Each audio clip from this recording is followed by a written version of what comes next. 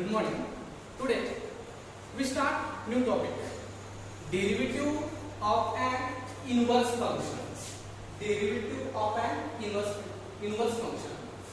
In previous lecture we saw chain rule and we saw some example on the basis chain rule.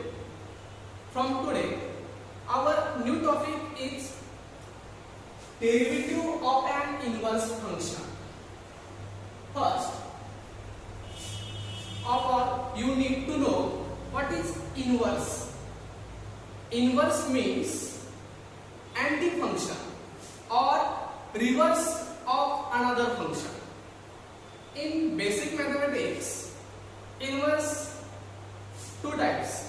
First one additive inverse and second one is multiplicative inverse. What is meant by additive inverse? Let's see example.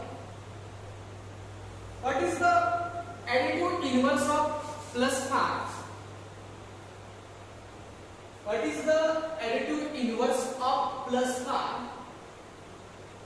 Here, put or at minus 5. Put or minus 5.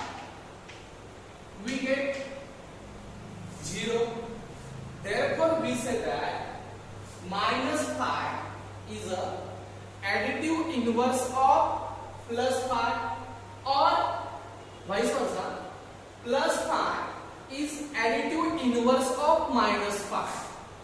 Therefore, we say that in additive inverse or additive inverse means sum of two numbers is 0.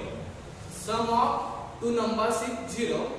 Therefore, we say that first number is additive inverse of second number or second number is additive inverse of first number. This is first inverse in basic mathematics, additive inverse. Second one is multiplicative inverse. What is meant by multiplicative inverse? Multiplicative inverse means multiplication. What is the multiplicative inverse of 7? Take 7 into 1 by 7, we get 1. That means 7 is multiplicative inverse by 1 by 7 or 1 by 7 is multiplicative inverse of 7.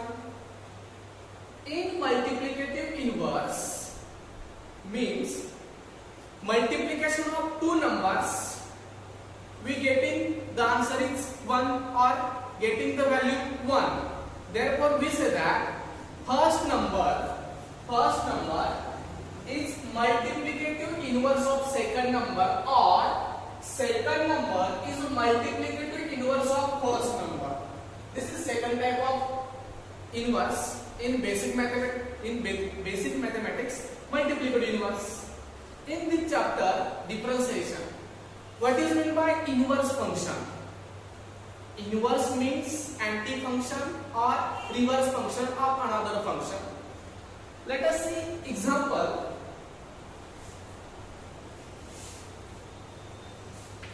Y is equal to x plus 7. Y is equal to x plus 7. Call equation number or function number 1. This is first function or equation number 1. Here we observe that y is depend on x. Here y is depend on x. Therefore, we say that y is dependent variable and x is independent variable. X is independent variable. In this function, putting the value x. In this function, putting the value x, getting or gives the value 1. Putting the value x, getting the or gives the value 1. Therefore, we say that x is input or y is output. अगर इस function में हम x की value put करते हैं तो तो हमें y की वैल्यू मिलती है। इसलिए हम एक कह सकते हैं कि x is input and y is output. x independent है, y डिपेंडेंट है x के ऊपर। अब ये जो फंक्शन है y is equal to x plus 1, इसका हम अब एंटी फंक्शन देखते हैं और इसका हम अब रिवर्स हम देखते हैं। In this function I can write x is equal to, ये जो 7 है, ये जो 7 राइट हैंड साइड को है, मैं इस साइड को भेजता हूँ, मतलब वो क्या हो जाएगा +7 है ना। जब ये 7 इस साइड को आएगा तब वो माइनस हो जाएगा और ये y इधर का y as it is. This is second function और second equation, original function and second function, first function and second function. This function is called inverse. This function is called inverse function of this function. This function is called anti-function of this function. Vice versa.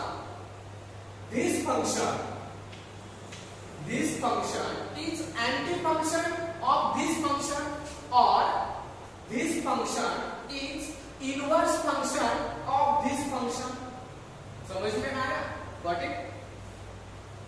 ये पहला function, ये second function. पहला वाला function second function का anti function है, पहला वाला function second function का इनवर्स फंक्शन है। वाइस वर्सा हम ऐसे भी कह सकते हैं कि सेकंड फंक्शन पहले फंक्शन का क्या है, एंटी फंक्शन है। सेकंड फंक्शन पहले वाले फंक्शन का इनवर्स है। समझ में आया? ये है ओरिजिनल फंक्शन और ये है उसका एंटी फंक्शन और इनवर्स का फॉर्म। इनवर्स तभी एग्जिस्ट होगा जब फंक्शन 1 1 एंड अनटू है। तो अगर फंक्शन 1 1 एंड अनटू नहीं है तो उस फंक्शन का इनवर्स एग्जिस्ट नहीं होता। अब इन दिस चैप्टर इनवर्स का क्या मीनिंग है आप लोगों को पता है। y का डेरिवेटिव हम कैसे लिखते हैं, y का डेरिवेटिव हम कैसे लिखते हैं, dy बाय dx। इधर y का रेट हम, इधर जो y है, y का रेट जो चेंज होता है, rate of change y with respect to x, इसलिए हम इसको कैसे लिखते हैं, dy बाय dx। इसको हम y का डेरिवेटिव भी बोलते हैं, dy बाय dx। इधर y totally depend on x, इधर y totally depend on x। जैसे कि इधर y किस पे डिपेंड था, x के ऊपर था, इधर y किसके ऊपर डिपेंड था, x के ऊपर था। लेकिन अगर हम इस फंक्शन का एंटी फंक्शन देखते हैं, इस फंक्शन का हम इनवर्स फंक्शन देखते हैं, इस फंक्शन का हम रिवर्स फंक्शन देखते हैं, तो इसका रिवर्स फंक्शन क्या आता है, ये फंक्शन आता है। समझ में आया? एक ओरिजिनल फंक्शन है, एक सेकंड फंक्शन है। इस फंक्शन का एक फंक्शन इनवर्स है, एंटी फंक्शन है, रिवर्स फंक्शन है। ये तीनों नाम सेम है, रिवर्स फंक्शन, एंटी फंक्शन और इनवर्स फंक्शन। समझ में आया? इधर y x के ऊपर डिपेंड था, ओरिजिनल फंक्शन में y x के ऊपर डिपेंड था, एंड उसके इनवर्स फंक्शन में, रिवर्स फंक्शन में, एंटी फंक्शन में x अब y के ऊपर डिपेंड है। इधर y x के ऊपर डिपेंड था, इधर उसके इनवर्स में x अब y के ऊपर डिपेंड है। ओरिजिनल फंक्शन में y डिपेंडेंट वेरिएबल था, x इंडिपेंडेंट वेरिएबल था। जब हमने ओरिजिनल फंक्शन का इनवर्स लिया तो क्या बदलाव हुआ, अब x y के ऊपर डिपेंड है, मतलब अब इधर इसके इनवर्स में, इस फंक्शन के इनवर्स में x अब y के ऊपर डिपेंड हो गया। मतलब सेकंड नंबर जो फंक्शन है इसमें x डिपेंडेंट वेरिएबल हो गया और y इंडिपेंडेंट वेरिएबल हो गया। समझ में आया? इधर x dependent variable and y is independent variable. A inverse and original function में ये जो फर्क हमने देखा, ये फर्क है। वैसे ही अब हमें क्या करना है, जैसे आप लोगों को पता है y का डेरिवेटिव क्या है, dy बाय dx।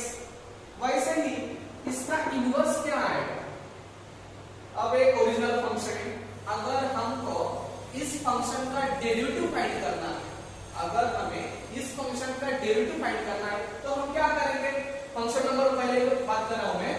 अगर हम इस फंक्शन का डेरिवेटिव फाइंड करेंगे तो हम ऐसा लिखेंगे derivative of y with respect to x। मतलब हम क्या लिखेंगे dy by dx y is equal to x plus 7 है। तो अगर y डिपेंडेंट वेरिएबल है एंड x इंडिपेंडेंट वेरिएबल है तो y का अगर डेरिवेटिव फाइंड करना है तो हम ऐसा लिख सकते हैं dy by dx।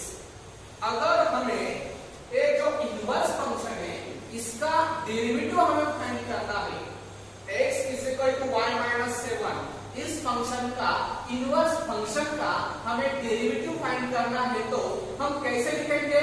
इधर देखो x y के ऊपर डिपेंड है, इधर हमें x का डेरिवेटिव फाइंड करना है। किसका डेरिवेटिव फाइंड करना है? x का, इसलिए हम लिखेंगे dx। क्या लिखेंगे? dx। x किसके ऊपर डिपेंड है? y के ऊपर डिपेंड है, इसलिए x का डेरिवेटिव, इसलिए मैंने लिखा dx with respect to y। इधर इनवर्स फंक्शन में हमने क्या किया? Differentiate x with respect to y। ऐसा क्यों किया? डेरिवेटिव की कंसेप्ट वही है, कंसेप्ट चेंज नहीं है। डेरिवेटिव का मीन क्या है? Rate of change of dependent variable with respect to independent variable.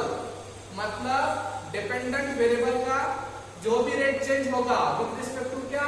Independent variable. Concept वही है, रेट ऑफ चेंज। इधर क्या था?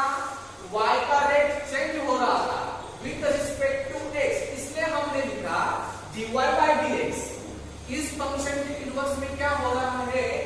x का रेट चेंज हो रहा है, क्यों? x अब y के ऊपर डिपेंड है, इसलिए हमने लिखा dx by dy। इधर x का रेट चेंज हो रहा है with respect to y।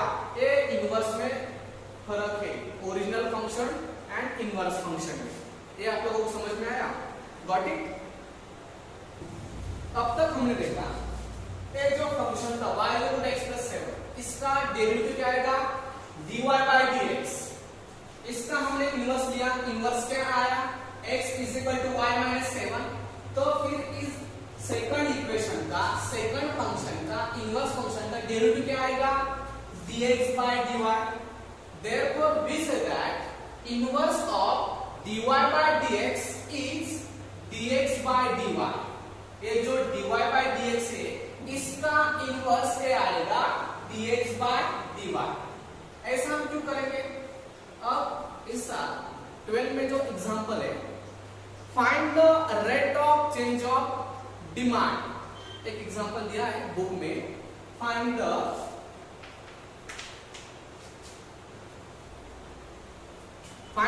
rate of change of demand with respect to price। Find rate of change of demand। इधर डिमांड x है with respect to price, इधर price y है और हमें फंक्शन दिया है y is equal to x square plus twice x minus 3। इस question क्या है? Find the rate of change of demand. Demand कौन है? x है विथ रिस्पेक्ट टू y और हमें एग्जांपल दिया है y is equal to x square plus twice x minus 3। अब हमें यहाँ x का डेरिवेटिव फाइंड करना है, क्यों? इधर rate of change, rate change हो रहा है किसका? डिमांड का विथ रिस्पेक्ट टू प्राइस। जैसे जैसे प्राइस चेंज होगी वैसे वैसे डिमांड चेंज होगी, इसलिए हमें इधर क्या करना है? डिमांड का रेट फाइंड करना है with respect to y, with respect to price. इधर हमें क्या फाइंड करना है? Derivative of x। इधर हमें क्या फाइंड करना है? Derivative of x with respect to y, मतलब dx by dy। हमें इस एग्जांपल में, इस क्वेश्चन में डेरिवेटिव फाइंड करना है x का विथ रिस्पेक्ट मतलब हमें फाइंड करना है dx by dy। पर हमें dx by dy है, ये कैसे सॉल्व करेंगे, कैसे फाइंड करेंगे? तो हम क्या करेंगे, ये जो dx by dy है आप लोगों को पता है dy by dx का inverse function, anti function, reverse function कौन सा है? dx by dy। वैसे ही सेम dx by dy का anti function, inverse function, reverse function कौन होगा? ये फंक्शन होगा dy by dx। हमें क्या फाइंड करना है? dx by dy। तो हम क्या करेंगे, dx by dy का हम इनवर्स फाइंड करेंगे। इनवर्स फाइंड करेंगे मतलब क्या फाइंड करेंगे? dy by dx फाइंड करेंगे। फिर आप लोगों को पता है इस फंक्शन का डेरिवेटिव क्या आएगा विद रिस्पेक्ट टू x। ये जो p एग्जांपल है, जो भी डेरिवेटिव हम कल के लेक्चर में देखेंगे।